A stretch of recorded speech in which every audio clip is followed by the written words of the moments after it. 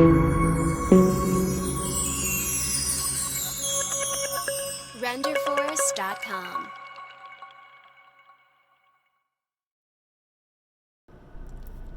Hi all, I'm Trisha Peach, host of the Peach Buzz, and I am in St. Paul this whole week, St. Paul, Minnesota.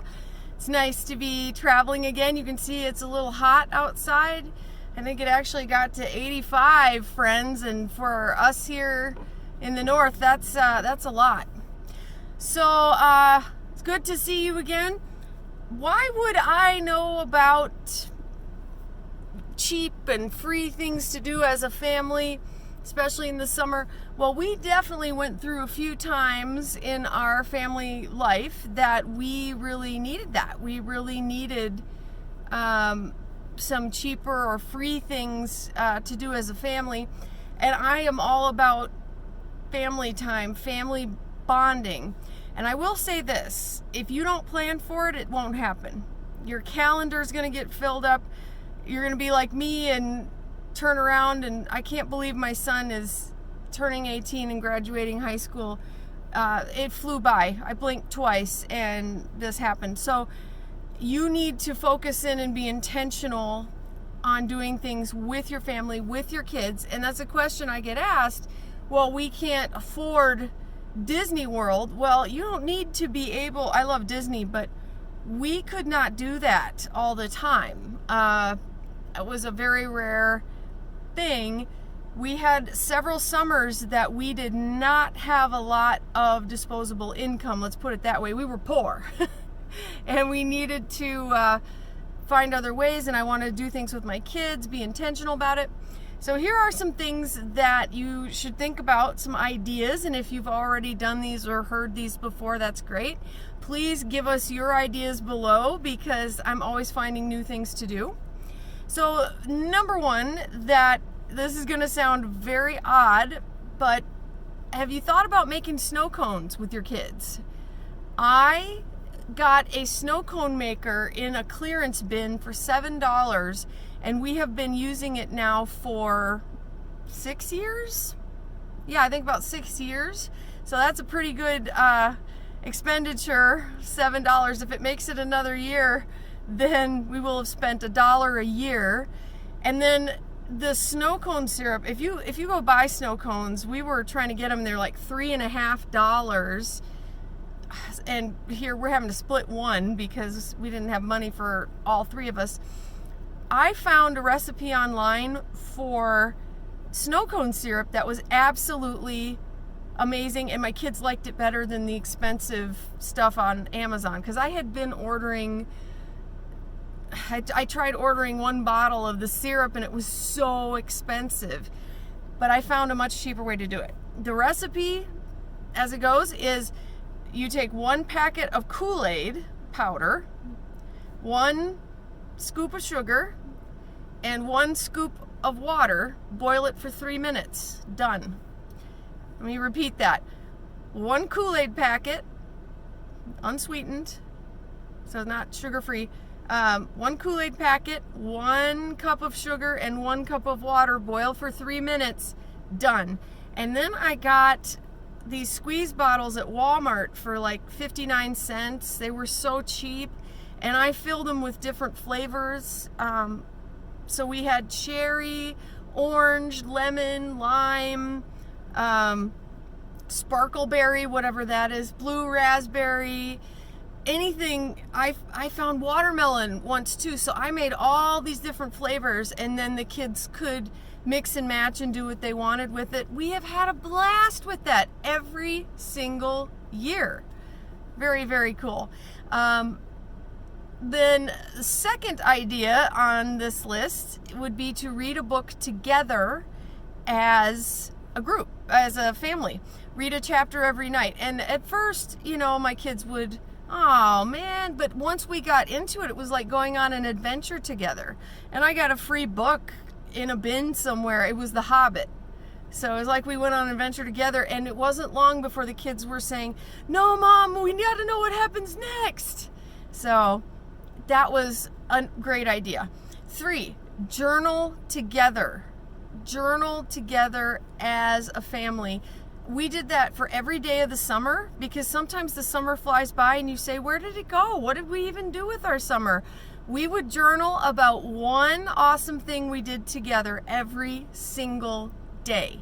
The kids really got into it, and by the time fall hit, we looked all these memories. We made one good memory every day. It was awesome. Okay, number 4, really great idea, and you guys may already do this, board games.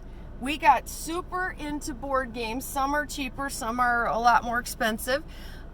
And at first the kids are like, what? They got so into it. We had these board game marathon nights that we just went nuts. It was so much fun, and we would get a new game, save up for find games at garage sales. Some of our best friends were at garage sales. So much fun. Oh my goodness, we had such a blast. 5, offer to do something as a family, like clean up a park or do a VBS. We would do VBSs as a family and have a blast, because we'd get to travel, we'd get to bond as a family, have fun with a big group of kids. So doing a VBS together can be a whole lot of fun.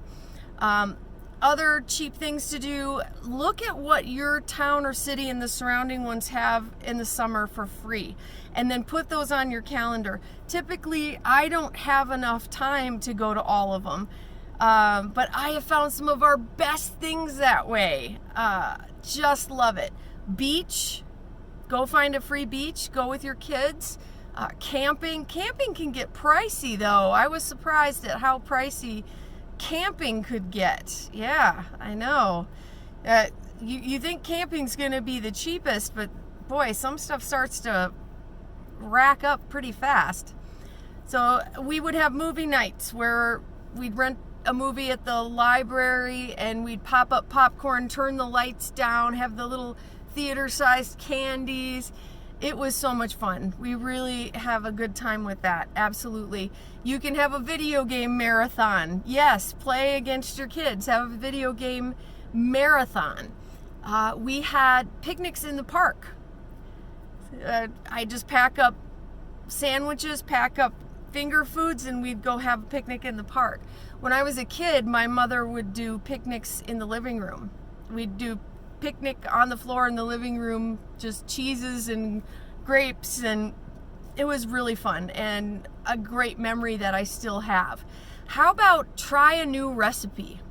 My daughter loved this one. We would find some new recipe, something we'd never done, and we would try it, and then we'd journal about if we liked it or didn't like it. We liked so many of them that we're still making some of them to this day. It's amazing. We say, you know what? We're going to try that Dalgona coffee from Korea. That's not a swear word. No, Dalgona is a type of coffee from Korea. We tried that. We tried special, cinnamon brown sugar pancakes.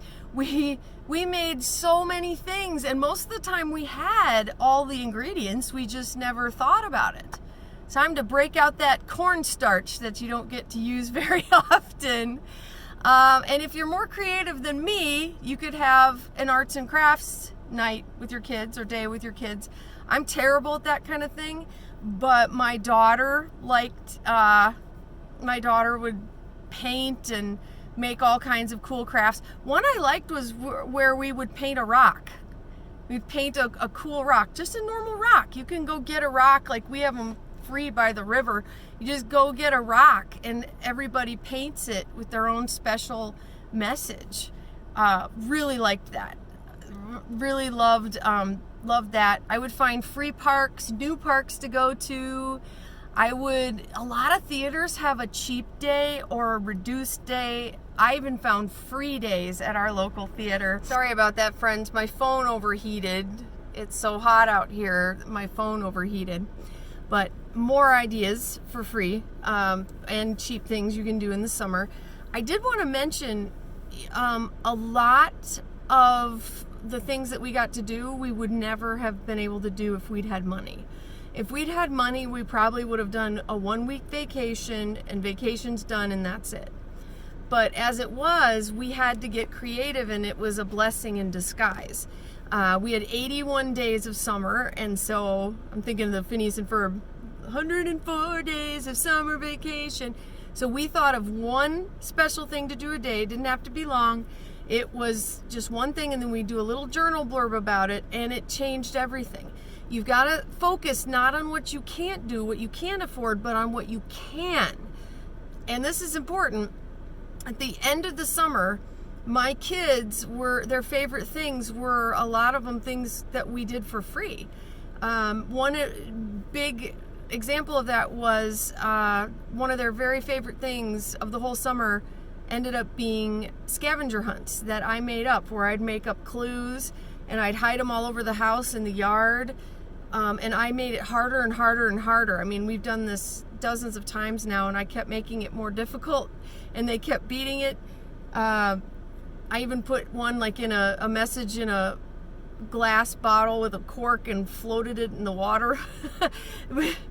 I had clues up in the bathtub faucet. I had them taped onto the dog's collar. So it was so much fun, but it was a lot of work for me to figure it out and do it.